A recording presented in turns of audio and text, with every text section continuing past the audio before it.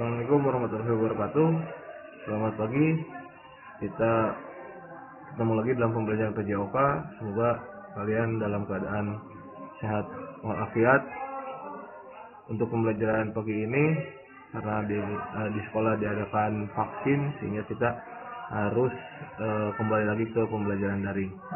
Baik, beberapa minggu yang lalu saya pernah kasih tugas ini. Sudah dilihat? Mudah-mudahan sudah dilihat. Hari ini mau saya paparkan bagaimana cara pengisian format program latihan mandiri. Di sini ada 4 format, ada format A, B, C, dan D. Sebelum ke sana ada biodata isian dulu. Seperti ini saya ilustrasikan. Ada nama, umur, berat badan, tinggi badan, suatu mes, denyut nadi, dan seterusnya. Ini disesuaikan dengan kondisi kalian, ya.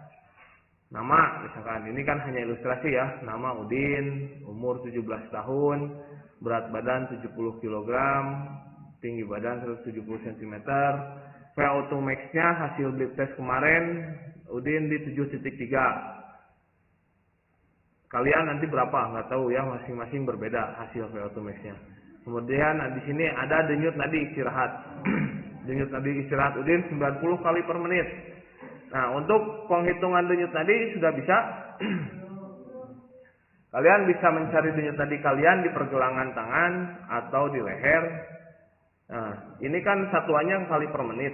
Kalian bisa menghitung denyut nadi tidak perlu harus sampai 1 menit.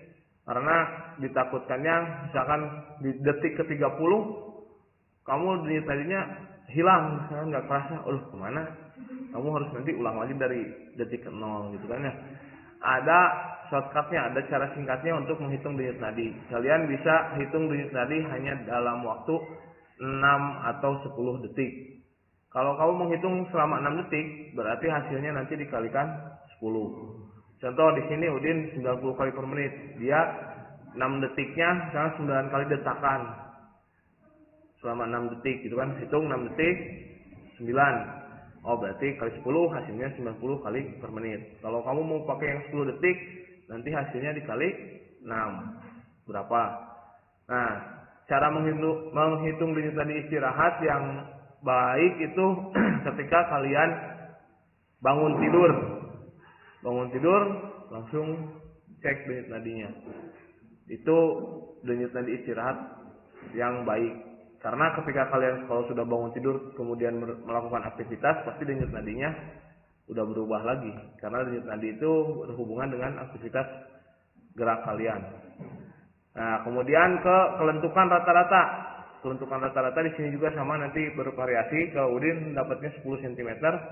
Yang kamu kayak ruku naik ke benteng itu kan ya. Terus jangkau di sana ada berapa hasil kalian. Nanti cantumkan sesuai dengan hasilnya. Nah, yang terakhir ada denyut nadi maksimal. Ini denyut nadi maksimal ketika beraktivitas. Nah, Udin ini ketika setelah blip test di level 7 balikan ketiga, dia langsung dicek denyut nadinya. Ternyata denyut nadinya 200 kali per menit. Begitu berhenti lari, cek gitu kan ya. Segini. Nah, denyut nadi maksimal manusia itu memang ada batasannya. Tergantung usianya. Ada cara menghitung denyut nadi maksimal manusia. Sangat mudah. Rumusnya adalah 220 dikurangi usia. 220 dikurangi usia. Ini cara menghitung denyut nadi maksimalnya. Misalkan udah 17 tahun. Denyut nadi maksimalnya adalah 203 kali per menit. Ini. Kalau usianya 17, ya, kalau usianya kurang dari 17 atau lebih dari 17, berarti ini juga berubah. Ini buat apa sih fungsinya gitu kan? Ini buat mengetahui denyut nadi maksimalnya. Itu tandanya kalau kamu udah nyampe ke denyut nadinya sebesar ini 203 di usia 17 tahun, itu memang pasti udah kelelahan, kamu udah ngos-ngosan. Nah, kayak Udin di sini 200 kali per menit udah maksimal juga. Memang Udin melakukan blip test ini dengan baik dan maksimal. Bisa nggak melewati ini denyut nadinya? Bisa, kita bisa melewati denyut nadi maksimal kita. Tapi tidak akan lama itu pun. Karena kita pasti kelelahan. Bisa lewat sampai 203, 205, 210 bisa. Cuman pasti sangat kelelahan sekali. Misalnya contoh, kamu lari, sudah capek nih. Kayak si Udin nih, 7.3. Dia maksa, pengen lebih. Bisa balikan ke 4, nyampe balikan ke 5. Mungkin ke 5 udah maksimal, dia pasti langsung ngagoler gitu ya. Karena capek.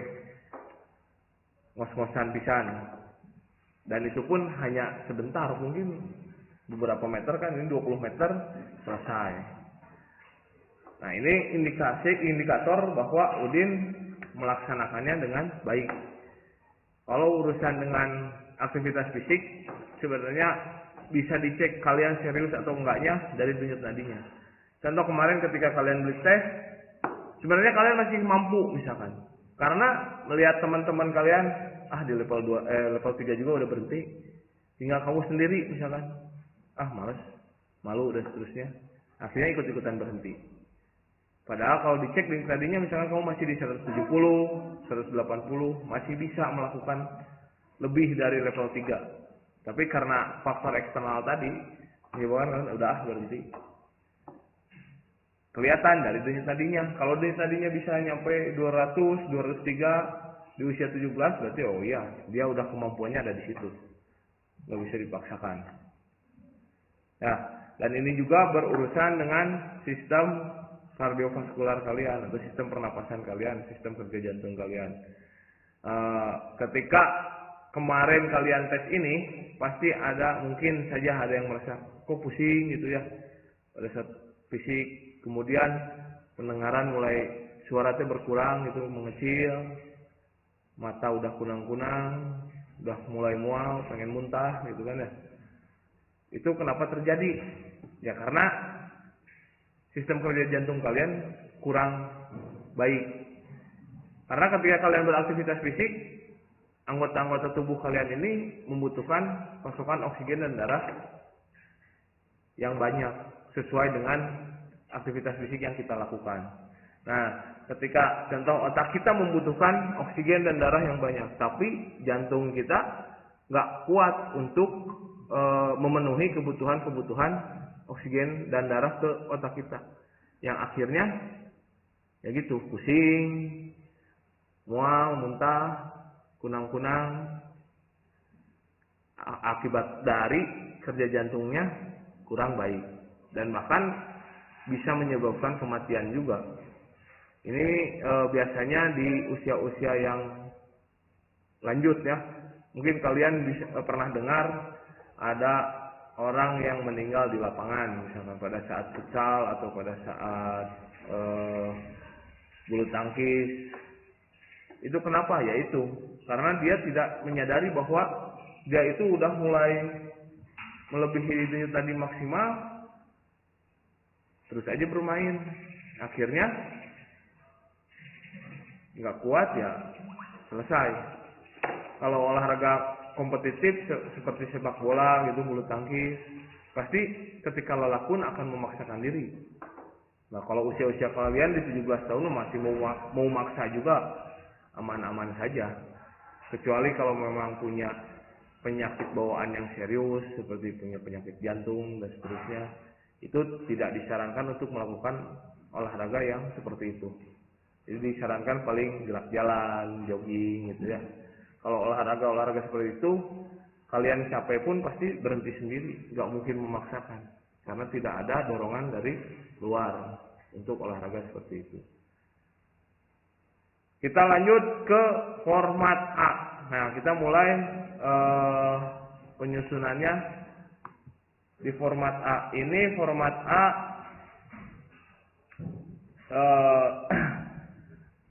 rancangan sasaran umumnya. Ada komponen di sini.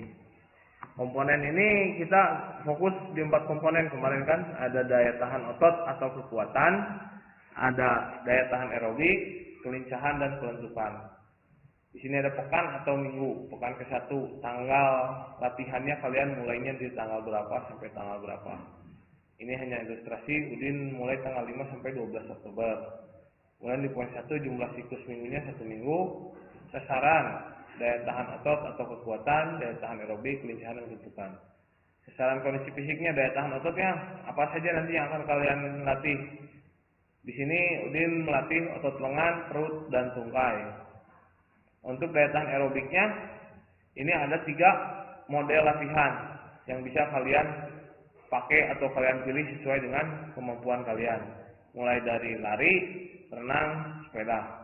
Maka apa saja yang menurut saya mampunya di sini, ya silahkan. Bukan dalam arti ini ketiga-tiganya harus dipakai, enggak. Kamu hanya bisa lari, enggak. Kamu bisa ketiga-tiganya, silahkan. Enggak wajib harus gitu ya. Ini mah hanya pilihan, silahkan pilih yang mana saja. Kemudian untuk kelincahannya, ini hanya contoh, banyak model-model latihan selain ini. Di sini hanya contohnya shuttle run dan zigzag run untuk latihan kelincahan. Silakan cari model-model latihan, referensi di buku, di Google dan seterusnya, silakan. Kemudian ada fleksibilitas statis, dinamis, dan PNF. Ada yang tahu fleksibilitas statis itu seperti apa? Statis itu apa?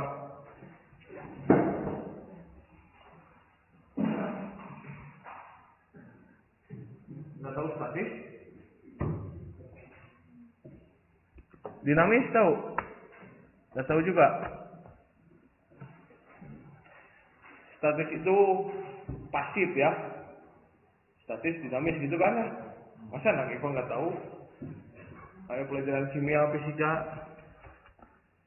Statis itu pasif atau diam, peregangan atau fleksibilitas statis. Biasanya kalau kita memulai olahraga, pemanasan dulu, gitu kan ya. Yuk kita mulai dari kepala misalkan. Nah itu fleksibilitas statis. Kepala dulu itu 8 gitu kan ya. Kemudian fleksibilitas dinamis itu apa? Ya? Nah contohnya?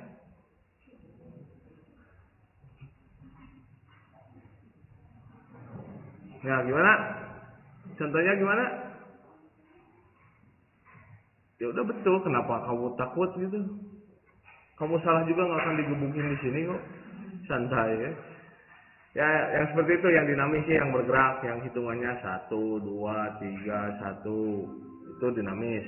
Kemudian kalau PNF itu biasanya harus dibantu oleh teman, karena nanti ada dorongan dari luar. Misalkan contohnya kamu duduk, buka kaki selebar mungkin, kemudian cium lutut kanan. Nah, seperti itu. Dorong sama teman, didorong dari belakang. Hitung sampai 8 hitungan. Itu paling baik ketika kalian mau melatih fleksibilitas atau kelentukan. Karena pasti pergerakannya maksimal. Beda kalau sendiri ya. Nah, dari format A nanti turun ke format B. Ini juga penjabaran dari format A. Di sini ada pekan, sama pekan atau minggu ke-1, tanggal latihan mulainya berapa, nama kamu. Di sini ada jadwal latihan mulai dari hari Senin sampai hari Minggu. Untuk komponen latihannya silakan kalian isi sendiri, disesuaikan dengan tujuan latihan kalian. Di sini contoh saja. Ada latihan fleksibilitas, latihan daya tahannya ada, latihan kekuatannya ada, latihan kelincahannya ada. Latihan kelentukannya ada di fleksibilitas, statis, dan dinamis. Ini untuk latihan daya tahannya ada 3 pilihan, lari, sepeda, dan renang. Kemudian untuk latihan kekuatannya, ini hanya contoh, ada push up, sit up. Dan untuk kelincahannya ada zigzag run. Struknya dengan pendingan atau pelingon. Nah, Udin latihannya ada 3 kali dalam seminggu, Senin, Rabu, dan Sabtu. Kalian tinggal checklist saja seperti ini. Udin di Senin, fleksibilitas statis dinamis, checklist. Daya tahannya dengan lari, checklist. Push up, sit up, checklist, dan zigzag run, checklist. Nanti di hari Rabu sama, checklist juga, Sabtu, checklist juga. Oke, nanti ini mah disesuaikan dengan hari-hari latihannya sesuai kamu bisanya hari apa saja. Nah, untuk format A dan B itu format mingguannya. Nah, kita ke format C adalah format latihan hariannya. Sini sama masih tetap pekan minggu ke-1, hari ke-1-nya mulai tanggal berapa kamu latihan hari pertama. Untuk intensitas dan volume latihannya kalau tidak bisa diisi nggak apa-apa, kosongkan saja. Faktor latihannya breakdown dari tadi ya, dari format B tinggal diturunkan ke sini. Cuman kalian jelaskan saja. Misalkan warm up-nya dari pemanasannya apa saja. Dan kalian peregangan statis, persendian seluruh persendian tubuh, misalnya dari persendian kepala, bahu, lengan, tungkai, pinggang dan seterusnya. Tujuannya untuk apa? Latihan fisiknya, daya tahannya apa? Daya tahannya tadi kan Udin lari, misalkan daya tahannya lari. Tujuannya untuk apa? Kekuatan, tadi sit up, push up dan seterusnya. Ini di format C. Kemudian lanjut ke format D. Format D juga penjabaran dari format C yang tadi. Di sini di format D lebih detail lagi. Nih contohnya. Pagi pemanasan. Ini karena contohnya 2 kali sehari latihannya pagi sore. Kalau kalian misalkan 1 harinya 1 kali, cukup 1 aja. Di sini ada pemanasan peregangan statis seluruh persendian tubuh tadi. Sendi leher 4 bentuk 8 rep kali 1 set dan seterusnya ke bawah. Maksudnya apa di sini? Sendi leher ada 4 bentuk. Misalkan ini 1, 2, 3, 4 bentuk, 8 rep maksudnya 8 repetisi atau 8 hitungan. Lihat ke atas, hitung sampai 8, 8 sebanyak 1 set, 1 kali saja. Beda dengan di sini. Sit up dan push up ada 25 repetisi dikali 3 set. Berarti kalian melakukannya 25 kali, istirahat dulu 25 kali, istirahat dulu sebanyak 3 kali pengulangan. Ya. Ada jumlah menitnya di situ. Berapa lama kalian melakukan pemanasan, berapa lama kalian melakukan latihan inti. Sampai di sini, sampai format D. Kalau format C dan D berarti sesuai dengan latihan kamu per minggunya berapa hari, ya. Kalau 1 minggunya 3 kali berarti format C dan D-nya ada 3 lembar. Cukup jelas?